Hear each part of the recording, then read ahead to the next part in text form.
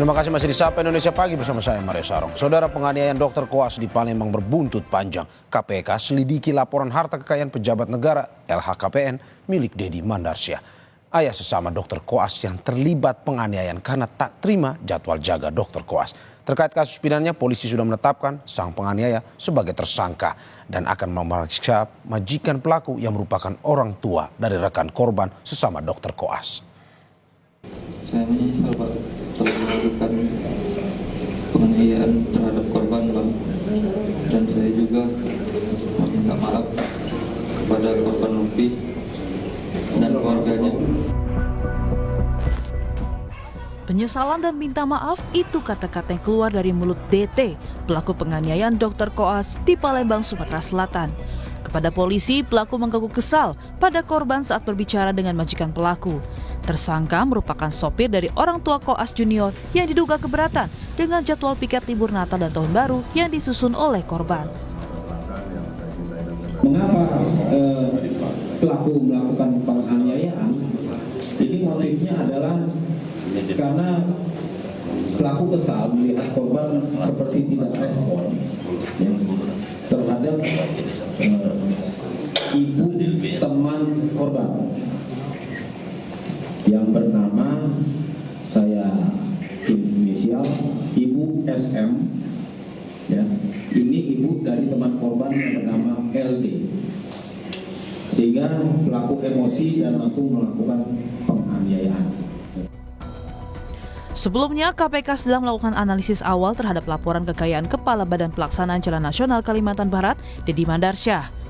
Deddy diketahui merupakan orang tua dari mahasiswa bernama Lady yang namanya muncul ke publik lantaran penganiayaan terhadap mahasiswa dokter koas.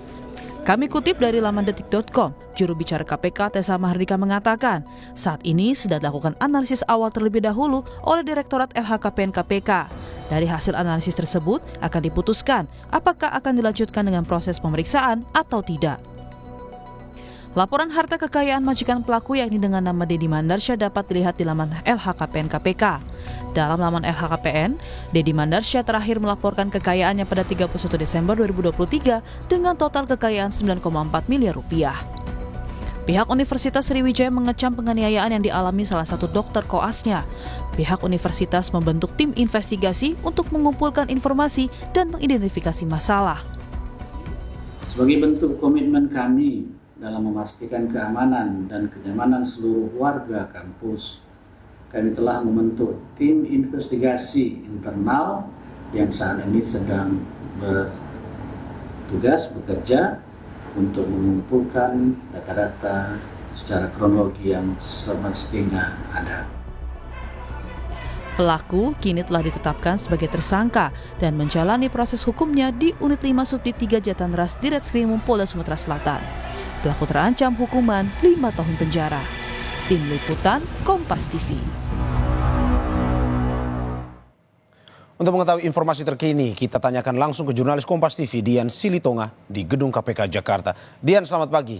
Dari informasi yang Anda dapatkan, apakah KPK akan memeriksa lebih lanjut LHKPN dari majikan pelaku dokter koas di Sumsel ini?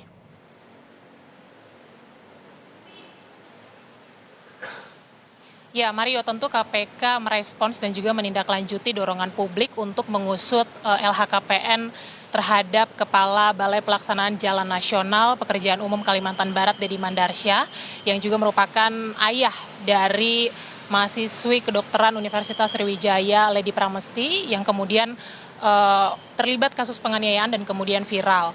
Nah, Deputi Pencegahan dan juga Monitoring KPK, Pak Hala Nenggolan, bilang bahwa proses analisis LHKPN ini akan berlangsung kurang lebih selama 1 pekan. Nanti kalau ditemukan ada kejanggalan, maka yang bersangkutan atau Deddy Mandarsyah ini akan dipanggil untuk dimintai klarifikasi. Nah, kalau kita lihat data harta kekayaan yang dilaporkan oleh Deddy Mandarsyah per 31 Desember 2023 yang lalu, ini kita lihat bahwa tercatat Deddy memiliki harta kekayaan senilai 9,4 miliar rupiah, meliputi kepemilikan aset tanah dan bangunan di wilayah Jakarta Selatan yang nilainya mencapai 750 juta rupiah, kemudian kepemilikan kendaraan yang nilainya 450 juta rupiah, kemudian harta bergerak senilai 830 juta dan surat berharga senilai 670 juta, kemudian kas dan setara kas senilai 6,7 miliar rupiah dan juga nihil hutang. Tentu nanti dari proses analisis LHKPN ini akan diperiksa soal ketepatan dan juga kelengkapan dokumennya. Apakah sesuai harta kekayaannya dengan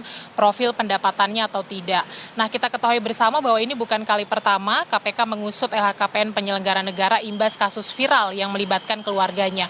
Kita ingat beberapa waktu yang lalu mantan pejabat Ditjen Pajak Kementerian Keuangan Rafael Alun ini juga diusut LHKPN-nya oleh KPK imbas kasus penganiayaan yang dilakukan anaknya Mario Dandi viral, dan kita ketahui bersama juga Rafael Alun ditetapkan sebagai tersangka oleh KPK terkait dengan kasus penerimaan gratifikasi dan juga tindak pidana pencucian uang. Nah, pada pekan depan kita akan sama-sama ketahui nanti hasil analisis KPK terhadap LHKPN Deddy Mandarsyah, apakah kemudian ditemukan wajar atau tidak wajar. Mario.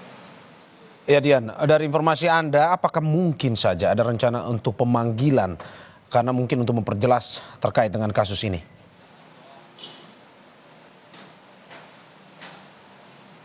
Ya, rencana pemanggilan tentu saja ada, tetapi tentu proses analisis yang dilakukan oleh Deputi Pencegahan dan juga Monitoring atau teman-teman KPK di LHKPN ini harus selesai dulu, dan estimasi waktunya tadi 1 pekan.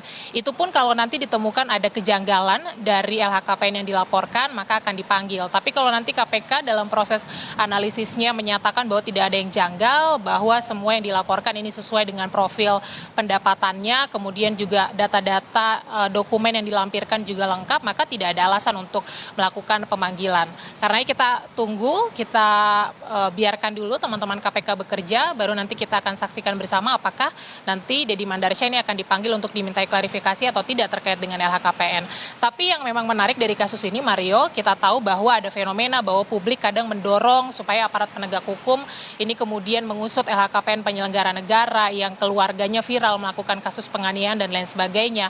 Ini menandakan bahwa sebenarnya publik jengah terhadap penyelenggara negara atau mungkin keluarganya juga yang menyelewengkan kewenangan begitu ya, sehingga tidak hanya tindak pidananya saja yang minta ditindaklanjuti, tetapi juga proses pertanggungjawaban harta kekayaan, juga pertanggungjawaban sosialnya ini kemudian dikawal oleh publik. Jadi menarik untuk kita nantikan bersama nanti kelanjutannya seperti apa terkait dengan LHKPN yang akan dianalisis atau sedang dianalisis oleh KPK. Mario.